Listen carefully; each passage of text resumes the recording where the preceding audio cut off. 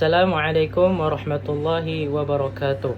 Perkenalkan, nama saya Muhammad Wildan Nazar dengan NPM 25126683. Kali ini saya akan memenuhi tugas dari mata kuliah Ulumul Hadis dengan judul Hadis Dhaif yang mencakup pengertian jenis, syarat, dan kedudukannya. Pertama-tama saya akan memberikan definisi hadis dhaif. Hadis dhaif adalah hadis yang tidak memenuhi persyaratan hadis sahih dan hadis hasan.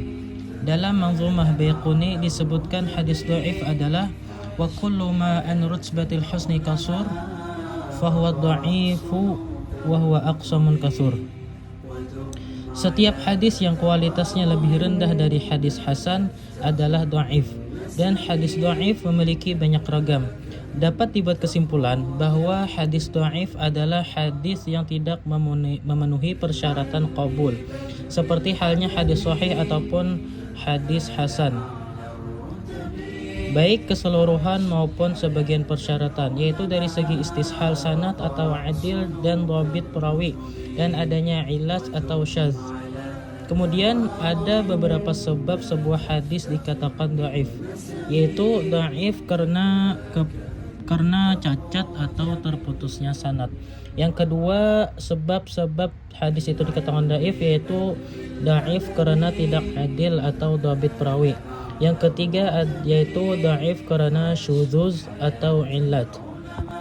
Materi yang kedua yakni syarat atau kriteria yang menandai hadis itu dhaif. Secara umum, hadis dikategorikan dhaif jika salah satu syarat hadis sahih tidak terpenuhi. Contoh kriterianya yang pertama yaitu sanad. Terputusnya sanad atau terdapat perawi yang tidak dikenal. Yang kedua, kredibilitas perawi, yakni perawi tidak adil, moralnya dipertanyakan atau hafalannya lemah. Yang ketiga, syarat atau kriteria yang menandai hadis itu dhaif yaitu matan. Terdapat kejanggalan bahasa, kontradiksi dengan Al-Quran, atau riwayat lebih kuat, atau bukti internal yang lemah. Memasuki materi yang ketiga yaitu jenis-jenis hadis dhaif. Hadis dhaif dibagi berdasarkan sebab kelemahannya. Jika kelemahannya terletak pada terputusnya sanad, maka jenisnya antara lain hadis mursal, yaitu perawi meninggalkan perantara sanad; munqati, sanad terputus di tengah; mu'dal, lebih dari satu perawi hilang atau berturut-turut; mu'allaq, sanad dilepaskan seluruhnya atau sebagian pada awalnya. Selain itu, ada istilah seperti mungkar, yaitu bertentangan, dan juga maudhu, yaitu hadis palsu, dan syadz, aneh, hadis yang aneh atau menyimpang, yang juga termasuk kelemahan hadis. Memasuki materi yang keempat yaitu contoh teks dari hadis dhaif. Contoh hadis dhaif yaitu riwayat dari Imam At-Tirmizi. Bismillahirrahmanirrahim.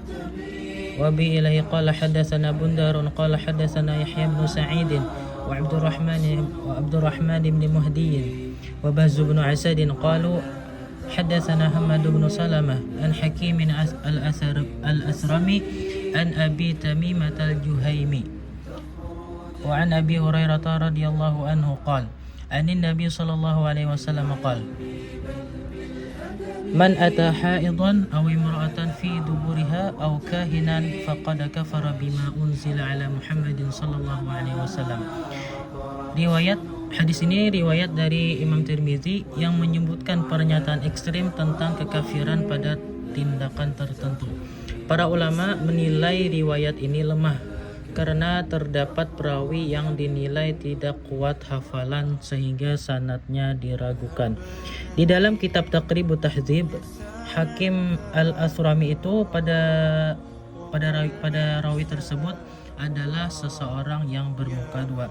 Itulah yang menyebabkan hadis ini dhaif. Materi yang kelima yaitu kedudukan dan hukum penggunaan hadis dhaif. Kedudukan hadis dhaif tidak sama dengan hadis sahih atau hasan. hadis dhaif tidak dapat dijadikan hujjah utama dalam penetapan akidah, hukum halal haram dan dasar syariat. Dalam hal ini, para ulama menegaskan bahwa hadis dhaif tidak boleh disamakan dengan hadis yang kuat. Namun, sebagian ulama memberikan kelonggaran untuk mengamalkan hadis dhaif dalam fadailul amal, yaitu keutamaan amal. Dengan syarat tertentu, syarat itu antara lain kelemahannya tidak parah, berada dalam prinsip umum syariat, dan tidak diyakini berasal dari Nabi, dan juga tidak bertentangan dengan dalil yang kuat. Dengan demikian, hadis dhaif tetap memiliki posisi dalam studi hadis, tetapi penggunaannya sangat terbatas dan harus dilakukan dengan kehati-hatian ilmiah. Dapat disimpulkan, hadis dhaif adalah hadis yang tidak memenuhi syarat hadis sahih atau hasan. Kelemahannya dapat terjadi karena sanad itu terputus, perawi lemah, atau adanya cacat dalam matan dan sanad. Jenis hadis dhaif sangat beragam seperti mursal, mu'allaq, munqati, mu'dal, munkar, dan maudhu'. Kedudukan hadis dhaif dalam Islam tidak sama dengan hadis sahih. Hadis dhaif tidak boleh dijadikan dasar utama dalam akidah dan hukum, tetapi sebagian ulama membolehkannya dalam fadailul amal dengan syarat ketat. Karena itu, pemahaman kritis terhadap hadis dhaif sangat penting dalam kajian ulumul hadis. Mungkin sampai di sini saja video saya, semoga bermanfaat. Wallahul muwaffiq ila aqwamit thariq. Assalamualaikum warahmatullahi wabarakatuh. Syukran laka Rabbi, hamdan laka Rabbi.